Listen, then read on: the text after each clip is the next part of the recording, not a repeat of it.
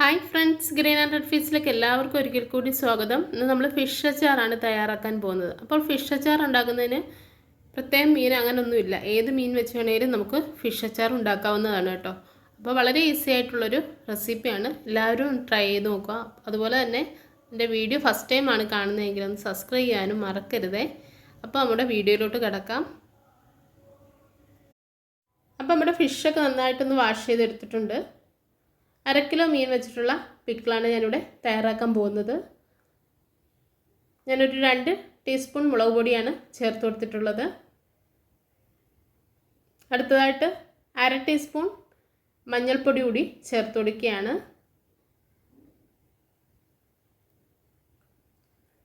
ഇനി ഉപ്പ് കൂടി ചേർത്തിട്ട് നന്നായിട്ട് മിക്സ് ചെയ്തെടുക്കാം.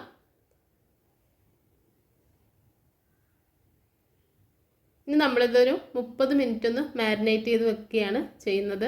നമ്മൾ സാധാരണ ഫിഷ് ഫ്രൈ ചെയ്യുന്നത് എങ്ങനെയാണോ അതേപോലെയാണ് ഇത് ചെയ്യുന്നത്. അതിന് ഒരു 30 മിനിറ്റാണ് ഞാൻ വെക്കാറുള്ളത്. അപ്പോൾ ഇതും അതുപോലെ ഒരു 30 മിനിറ്റ് ഇരിക്കട്ടെ. ആ മസാലയൊക്കെ നന്നായിട്ടൊന്ന് പിടിക്കട്ടെ, അതിന് വേണ്ടിയാണ് കേട്ടോ. നമുക്കിനി ആ ഫിഷ് ഒന്ന് ഫ്രൈ ചെയ്തെടുക്കാം. അതിനുവേണ്ടി 150 ml നല്ലെണ്ണയാണ് ഞാൻ ചേർത്ത് കൊടുത്തിട്ടുള്ളത്. അപ്പോൾ ഈ ബബിൾസ് എല്ലാം പൊട്ടിത്തീർന്നതിന് ശേഷം നമുക്ക് എണ്ണ ചൂടായെന്നുള്ള മനസ്സിലാക്കാൻ സാധിക്കും. അപ്പോൾ ഇനി നമുക്ക് അതിലേക്കിനി ഫിഷെല്ലാം ആഡ് ചെയ്ത് കൊടുക്കാം. 2 പ്രാവശ്യമായിട്ടാണ് ഞാനിത് എടുക്കുന്നത്. ഫസ്റ്റ് ഇതെല്ലാം ഒന്ന് ഫ്രൈ ആയതിന് ശേഷം അടുത്തത് ഇട്ട് കൊടുക്കാം.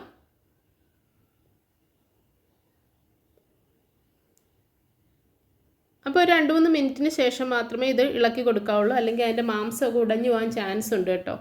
അപ്പോൾ നിങ്ങൾ ഇതേപോലെ 2-3 മിനിറ്റിന് ശേഷം ആകുമ്പോൾ അത് ഉടയാതെ അതേപോലെ തന്നെ കിടക്കും.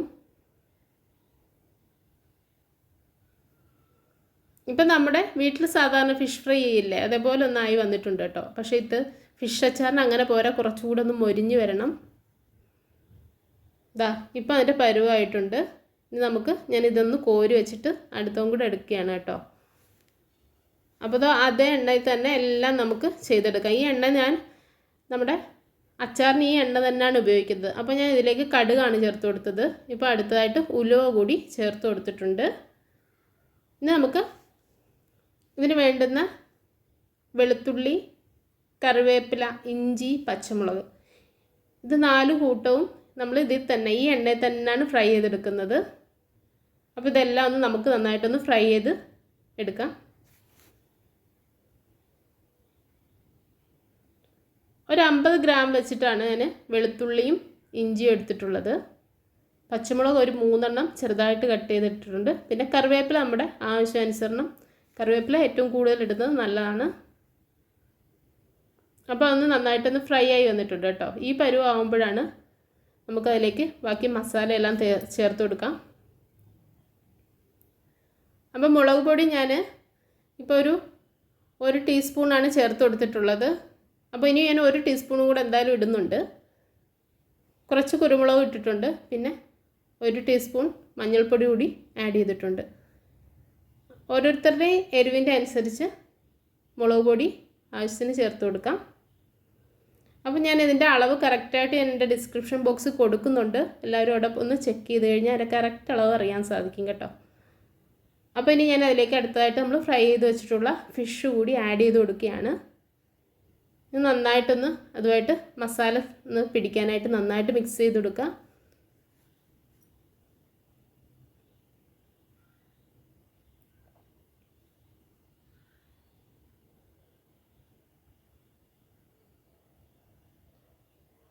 നമുക്ക് ഈ സമയത്ത് ഇതിന് വേണ്ടുന്ന ഉപ്പ് കാര്യങ്ങളെല്ലാം നമുക്ക് നോക്കാം. ആഡ് ചെയ്യുന്ന പറ്റുന്ന സമയമാണിത്. എരിവ് വേണമെങ്കിലും ഈ സമയത്ത് ആഡ് ചെയ്യാവുന്നതേ ഉള്ളൂ. അപ്പോൾ ഞാൻ അടുത്തായിട്ട് വിനാഗിരിയാണ് ചേർത്ത് കൊടുത്തിട്ടുള്ളത്. 1 കപ്പ് വിനാഗിരിയാണ് ചേർത്ത് കൊടുത്തിട്ടുള്ളത്. അപ്പോൾ വിനാഗിരിയും കൂടെ ചേർത്തപ്പോഴത്തേക്ക് നല്ലൊരു പിക്കിളിൻ്റെ മണമൊക്കെ വരുന്നുണ്ട്.